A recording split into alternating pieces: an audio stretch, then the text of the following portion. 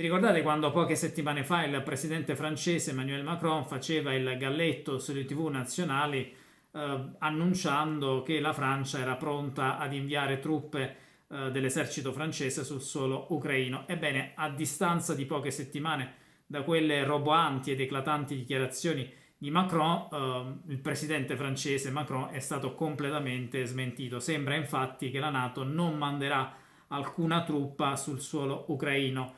Ovviamente stiamo parlando di truppe ufficiali degli eserciti ufficiali dei Paesi membri della NATO. Sappiamo che in via ufficiosa ci sono mercenari occidentali e anche probabilmente uomini dei militari occidentali sul suolo ucraino, però qui in questa notizia stiamo parlando delle ufficialità degli eserciti ufficiali dei Paesi membri della NATO.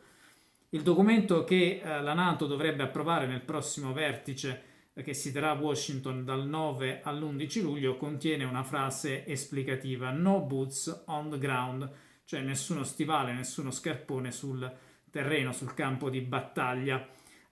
Questo documento dovrebbe essere approvato proprio nel vertice di Washington che si terrà, ripetiamolo, dal 9 all'11 luglio.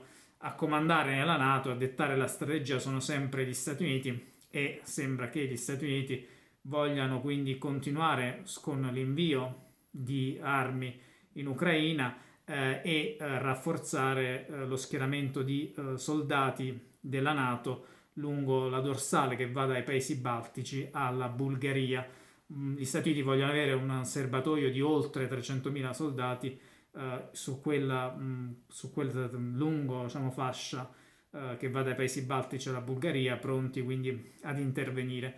È singolare che la notizia sia stata diffusa in Occidente soltanto dal Corriere della Sera, quindi da un quotidiano italiano. Al momento non c'è riscontro in altri quotidiani occidentali di questa notizia molto importante. È anche singolare che sia stata diffusa pochi giorni dopo l'annuncio della Russia di dare avvio ad esercitazioni che simuleranno l'utilizzo di armi nucleari in risposta all'uso da parte dell'Ucraina di armi britanniche per colpire il territorio russo. Ecco, quindi è molto singolare, quasi come se chiaramente l'annuncio della Russia di fare delle esercitazioni sul campo di battaglia che simulano l'utilizzo di armi nucleari e quindi come risposta anche alla Gran Bretagna che invia armi costantemente all'Ucraina, potrebbe aver sortito i suoi effetti questo annuncio della Federazione Russa, capolinea, l'ultima fermata della libera informazione.